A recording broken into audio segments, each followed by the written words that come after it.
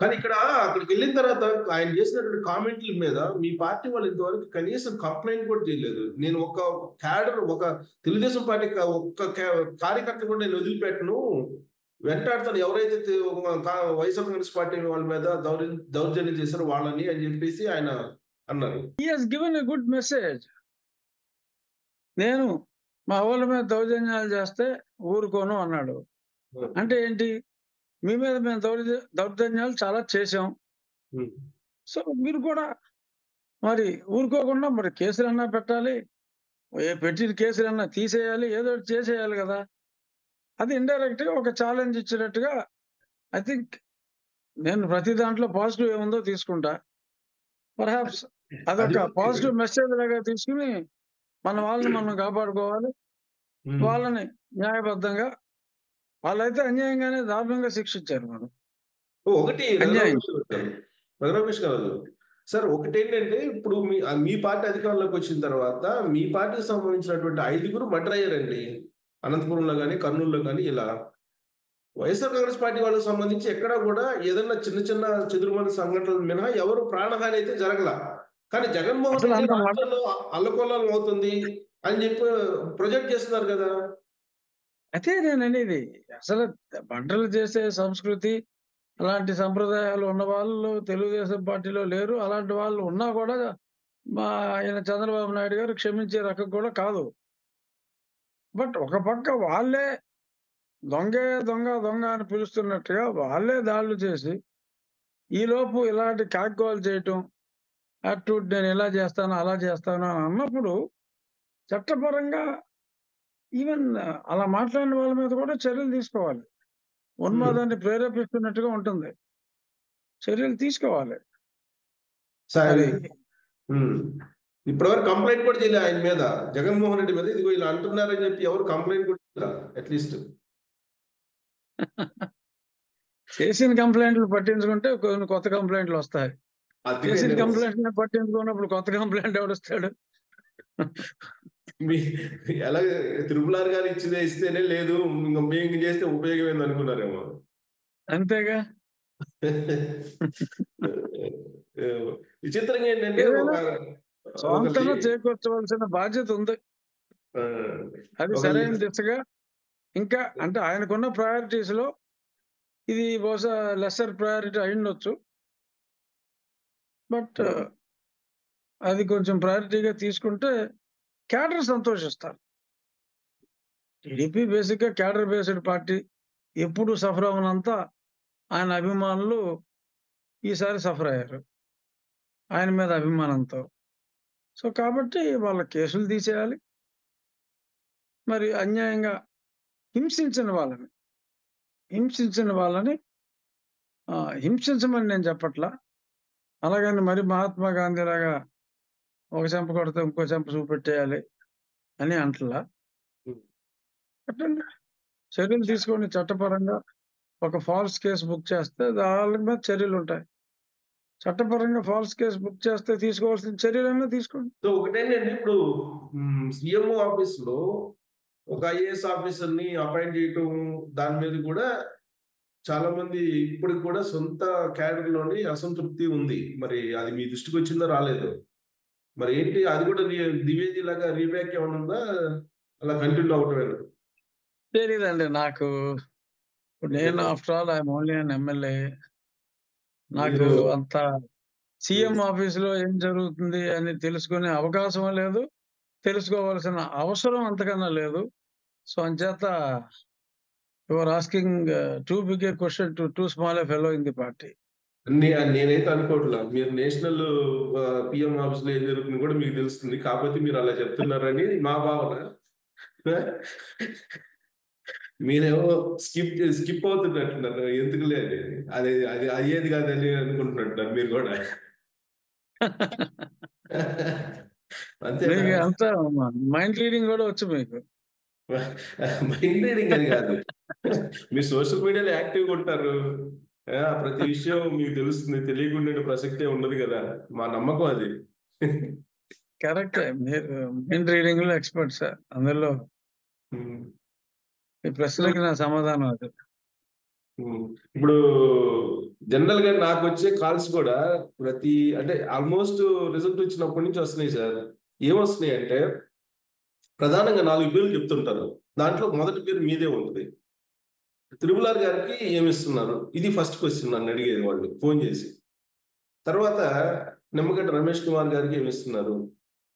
లేదా ఏబీవీకి వెంకటేశ్వరరావు గారికి ఏమిస్తున్నారు? అసలు వాళ్ళని పిలిచారా లేదా? మాట్లాడుతున్నారా లేదా? ఇది నన్ను జనరల్‌గా నాకు ఫోను చేసి ఏం చెప్తారంటే, "మీరు వీడియోలన్నా చేయండి పట్టించుకుంటారా" అంటారు. నా వీడియోలు చూసి పట్టించుకునే పరిస్థితి ఉందక్కడ. లేదని నాకు తెలుసు లేదని. కానీ ఆ! నాకు నాకొస్తున్నటువంటి కాల్స్ అలా ఉన్నాయి. ఏమంటారు మీరు? అంటే జనరల్‌గా నాకు ఏ పదవిచ్చినా ప్రజలిచ్చారు. అంటే హ్మ్. వాళ్ళ మాటల్లో. ముందు మంత్రి అన్నారు. ఏదో మంత్రుల్లో కూడా శాఖ కూడా ఇచ్చారు. హోం శాఖ అన్నారు. అది పోయేటప్పటికి లేదు లేదు తూర్చు స్పీకర్ అన్నారు.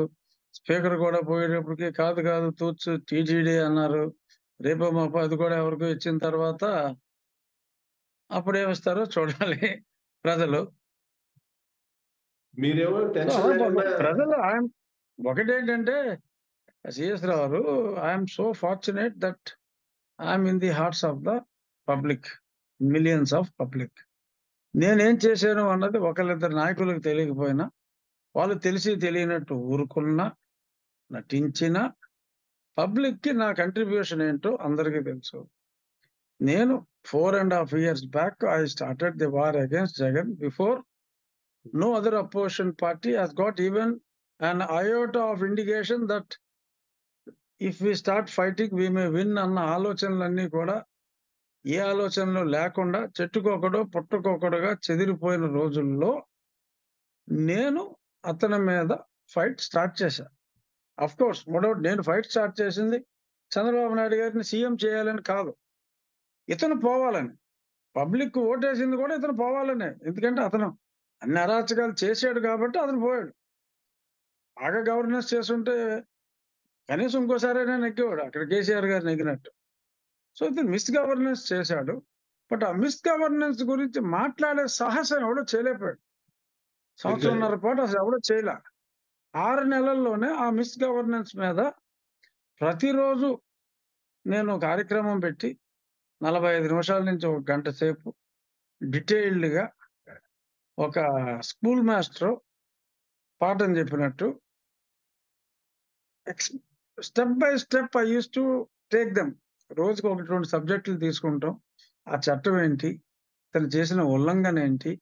అని ఇది మాట్లాడి ఊరుకోవటమే కాదు.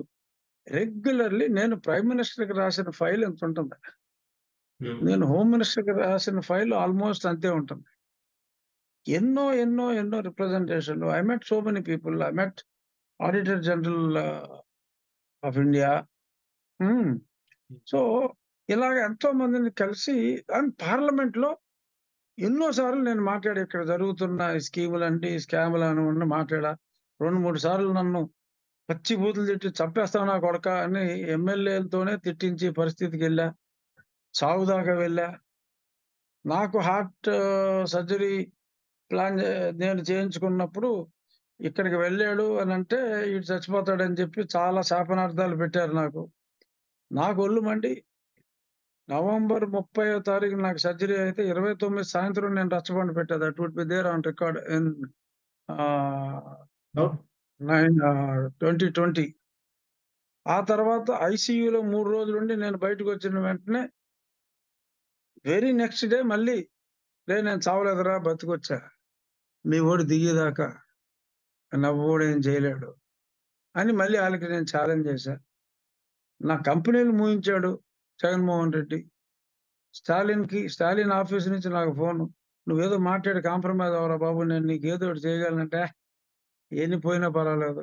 The question of compromising with Jagan doesn't arise అని నేను చాలా చేశా. But of course at the same time అతను పోవాలనే చేశా. ప్రజలెందుకు ఓటేసారో అతను పోవాలని నేను అతను పోవాలనే అనుకున్నా. పోవాలనుకున్నప్పుడు నేను అప్పుడే ఈ పార్టీలోనే చేరాలి అనుకున్నా. సో, కాబట్టి నేచురల్‌గా నేనున్న పార్టీ నెగ్గాలని అనుకుంటాను గాబట్టి, చంద్రబాబు నాయుడు గారు నెగ్గాలనే అనుకున్నా. So what I have contributed everybody knows except 2 people or 3 people perhaps. So నాకు ప్రజలు అందుకనే నాకు రకరకాల పదవులిస్తున్నారు. That gives me immense happiness. At the same ఎందుకంటే ఇవాళ మీకలా దట్ గివ్స్ మీ అనిపిస్తుంది ఇమ్మెన్స్ హ్యాపీనెస్. మీకలా అనిపిస్తుంది గానీ, నిజంగా చెప్తున్నాను సార్. మీ గురించి ఫోన్‌లు చేసి అడుగుతున్నారు అనంటే, వాళ్ళ యాంబిషను లేదంటే వాళ్ళ కోరిక ఎలా ఉందో మీరు అర్థం చేసుకోవట్లా. ఇప్పుడు వాళ్ళల్లో ఆ కోరిక, యాంబిషన్ ఉందంటే ఒక ప్రజానాయకుడిగా ఐయామ్ సక్సెస్‌ఫుల్ సార్. ఇప్పుడు ఈళ్ళు సో ఇవ్వకపోతే నాకు ఇంకోసారి ఛాన్స్ వస్తుంది. సో పదవి ఈళ్ళు ఇవ్వక్కర్లేదు గదా! పదవి ప్రజలిచ్చేది. సో అంచేత ప్రజల హృదయాల్లో నేను ఉన్నంత సేపు ఈ జగన్మోహన్ రెడ్డిని ఓడించడంలో చంద్రబాబు నాయుడు గారి పార్టీ పాత్ర డెఫినిట్‌గా పెద్ద పాత్ర, నేను కాదంటలా. బట్ ముందు శంఖం ఊదింది ఎవడో, తొలికోడి ఎవరు హ్మ్. అనే దానికి కూడా ప్రజలు ప్రయారిటీ ఇవ్వటం అనేది ఐయామ్ హ్యాపీ. అంటే వీళ్ళు ఇచ్చారా, ఇవ్వలేదా, హ్మ్. ఇస్తారా అనేది కాదు. దాని వరకు ఆహ్, ఇవాళ నేను ఫ్లైట్ దిగానని చెప్పాను గదా! ఇందాక. ఆ మీరు ఫ్లైట్‌లో చాలా మందున్నారు. ప్రజాక్షేత్రంలో ఆ ఫ్లైట్‌లో విమానంలో కూర్చొనుండగా నాతోటి చాలా మంది సెల్ఫీలు దిగారొచ్చి. దిగి బస్సెక్కిన తర్వాత ఇంకా చాలా మంది ఫోటోలు దిగారు. ఏది నా పదవి చూసి కాదు కదా! అవును. నా పక్కన మంత్రులున్నా చాలా సార్లు మంత్రుల్ని ఎవడో పట్టించుకోడు. తెలీదు ఎవరు మంత్రో. సో నా పదవి చూసి కాదు. ప్రజలు నన్ను ప్రేమించేది నా పదవి చూసి కాదు. నన్ను చూసి. హ్మ్. సో అది నాకెందుకొచ్చింది? Because of my fight against Jagan. So కాబట్టి నేను ఎన్ని కష్టాలు పడినా, చావుకి ఎళ్ళినా 2 సార్లు కిడ్నాప్ ప్రయత్నాలు నేను తప్పించుకోగలిగినా భగవంతుడి దయ, వెంకటేశ్వరుని దయ. బట్ ఆ తర్వాత ప్రజల్లో నాకు ఐ హావ్ ఎక్కడికెళ్ళినా కూడా ఎనార్మస్ ఎఫెక్షన్. ఎంతోమంది ఆడవాళ్ళు, పెద్దవాళ్ళు నేను చెప్పేది 70 ఏళ్ళు, 80 ఏళ్ళు. బాబు నేను రోజు చూస్తామమ్మా. చాలా మంది మా ఫాదరు మొన్న ఒకాయన ఎన్ఆర్ఐ వచ్చాడు. ఎత్తుక్కొని వచ్చాడు. ఏంటంటే, మా తండ్రి ఒక సంవత్సరకానికి వచ్చాను సార్. మా తండ్రి గారు చనిపోయే ముందు వరకు కూడా ఆ లాస్ట్ 2 ½ 3 ఇయర్స్ ప్రతిరోజు మీ రచ్చబండ మిస్ అయ్యేవాడు కాదు. ఆయన మిమ్మల్ని ఎంతో ప్రేమించాడు. అందుకని చెప్పి మిమ్మల్ని కలవడానికి వచ్చానని చెప్పి నన్నొచ్చి కలిసాడు. కృష్ణా జిల్లా ఆయన. మళ్ళీ అమెరికా వెళ్ళిపోయాడు ఆయన. ఆయన సంవత్సరకానికి నేనెళ్ళా మొన్న. ఓహ్! సో ఇలాగ ఎంతోమంది నేనెవరో హ్మ్. తెలియకుండా ఎంతోమంది కనెక్ట్ అయినోళ్ళున్నారు. సో నాకు ఆ అందుకే హ్యాపీనెస్ చాలు. ఆ! నాకు ఆ హ్యాపీనెస్ చాలు. హ్మ్. నాకు ప్రజలు హోమ్ మినిస్టర్ చేశారు హ్యాపీ. ప్రజలు నన్ను స్పీకర్ చేశారు ఇంకా హ్యాపీ. ప్రజలు నన్ను టీటీడీ చైర్మన్ చేశారు. ఇంకా హ్యాపీ. సో నాకేమిచ్చినా నాకిన్ని పదవులిచ్చారు ప్రజలు. సో మీకు అంచేత ఈ ప్రభుత్వం నాకు ఒక పదవి ఇవ్వకపోయినా నాకు 3 పదవులిచ్చారు ఆల్రెడీ నా ప్రజలు. ఈ ప్రభుత్వం ఒక చిన్న పదవి ఇవ్వనంత మాత్రాన నాకు పోయేది లేదు. ఏదో ఇచ్చినంత మాత్రాన నాకు వచ్చేది లేదు. నాకు కావాల్సింది ఈ అభిమానం ఇలాగా హ్మ్. పెంచుకోగలిగితే చాలు.